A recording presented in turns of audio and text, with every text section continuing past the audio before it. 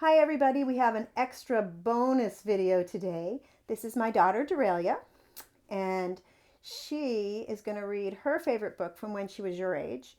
And it's called Mrs. Tittlemouse. It's one of my favorites too, so I hope you enjoy. The Tale of Mrs. Tittlemouse by Beatrix Potter.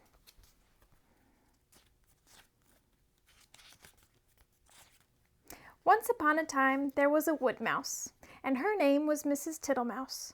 She lived in a bank under a hedge. Such a funny house! There were yards and yards of sandy passages leading to storerooms and nut cellars and seed cellars, all amongst the roots of the hedge. There was a kitchen, a parlor, a pantry, and a larder. Also, there was Mrs. Tittlemouse's bedroom, where she slept in a little box bed. Mrs. Tittlemouse was a most terribly tidy, particular little mouse, always sweeping and dusting the soft, sandy floors. Sometimes a beetle lost its way in the passages. "Shoo, shoo, little dirty feet," said Mrs. Tittlemouse, clattering her dustpan. And one day, a little old woman ran up and down in a red, spotty cloak. "Your house is on fire, Mother Ladybird. Fly away home to your children." Another day, a big, fat spider came in to shelter from the rain. "Beg pardon, is this not Miss Muffet's?" "Go away, you bold, bad spider, leaving ends of cobweb all over my nice, clean house." She bundled the spider out at a window. He let himself down the hedge with a long, thin bit of string. Mrs. Tittlemouse went on her way to a distant storeroom to fetch cherry stones and thistledown seed for dinner. All along the passage she sniffed and looked at the floor. "I smell a smell of honey. Is it the cowslips outside in the hedge? I'm sure I can see the marks of little dirty feet." Suddenly, round a corner, she met Babbity Bumble. "Ziz, biz, biz," said the bumblebee. Mrs. Tittlemouse looked at her severely. She wished that she had a broom. "Good day, Babbity Bumble. I should be glad to buy some beeswax. But what are you doing down here? Why do you always come in at a window and say ziz, biz, biz?" Mrs. Tittlemouse began to get cross. "Ziz, whiz, whiz," replied Babbity Bumble in a peevish squeak. She sidled down a passage and disappeared into a storeroom, which had been used for acorns. Mrs. Tittlemouse had eaten the acorns before Christmas. The storeroom ought to have been empty, but it was full of untidy, dry moss. Mrs. Tittlemouse began to pull out the moss. 3 or 4 other bees put their heads out and buzzed fiercely. "I am not in the habit of letting lodgings. This is an intrusion," said Mrs. Tittlemouse. "I will have them turned out. Buzz, buzz, buzz! I wonder who would help me. Biz, whiz, whiz! I will not have Mr. Jackson. He never wipes his feet." Mrs. Tittlemouse decided to leave the bees till after dinner. When she got back to the parlor, she heard someone coughing in a fat voice, and there sat Mr. Jackson himself.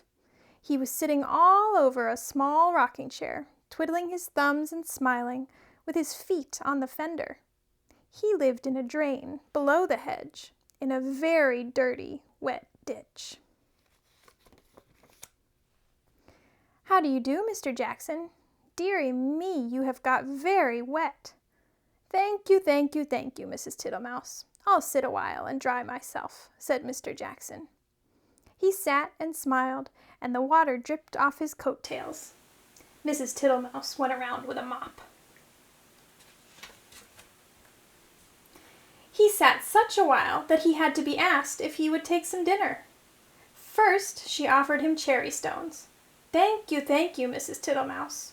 "No teeth, no teeth, no teeth," said Mr. Jackson.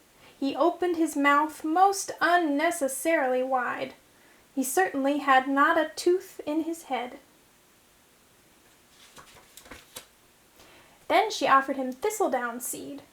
"Tiddly widdly widdly, poof poof poof," said Mr. Jackson. He blew the thistledown all over the room. "Thank you, thank you, thank you, Mrs. Tittlemouse. Now what I really, really should like would be a little dish of honey." "I am afraid I have not got any, Mr. Jackson," said Mrs. Tittlemouse. "Tiddly widdly widdly, Mrs. Tittlemouse," said the smiling Mr. Jackson. "I can smell it. That is why I came to call." Mr. Jackson rose ponderously from the table and began to look into the cupboards. Mrs. Tittlemouse followed him with a dishcloth to wipe his large wet footmarks off the parlor floor. When he had convinced himself that there was no honey in the cupboards, he began to walk down the passage. "Indeed, indeed, you will stick fast, Mr. Jackson. Tiddly widdly widdly, Mrs. Tittlemouse." First he squeezed into the pantry. "Tiddly widdly widdly, no honey, no honey, Mrs. Tittlemouse." There were 3 creepy crawly people hiding in the plate rack. 2 of them got away, but the littlest one he caught. Then he squeezed into the larder. Miss Butterfly was tasting the sugar, but she flew away out of the window. "Tiddly widdly widdly, Mrs. Tittlemouse, you seem to have plenty of visitors." "And without any invitation," said Mrs. Thomasina Tittlemouse. They went along the sandy passage. Tiddly widdly, buzz whiz whiz. He met Babbity round a corner and snapped her up and put her down again. "I do not like bumblebees. They are all over bristles," said Mr. Jackson, wiping his mouth with his coat sleeve. "Get out, you nasty old toad!" shrieked Babbity Bumble. "I shall go distracted," scolded Mrs. Tittlemouse.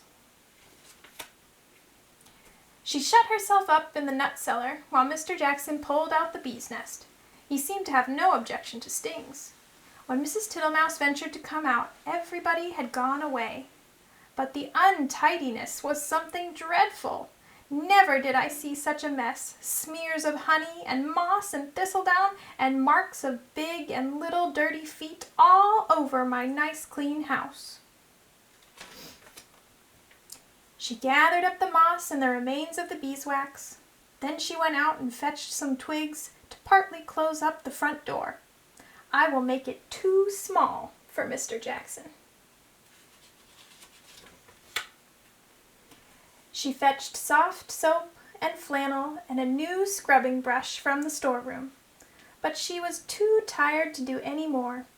First she fell asleep in her chair, and then she went to bed. "Will it ever be tidy again?" said poor Mrs. Tittlemouse. Next morning she got up very early and began a spring cleaning which lasted a fortnight. She swept and scrubbed and dusted, and she rubbed up the furniture with beeswax and polished her little tin spoons. When it was all beautifully neat and clean, she gave a party to 5 other little mice without Mr. Jackson. He smelt the party and came up the bank, but he could not squeeze in at the door.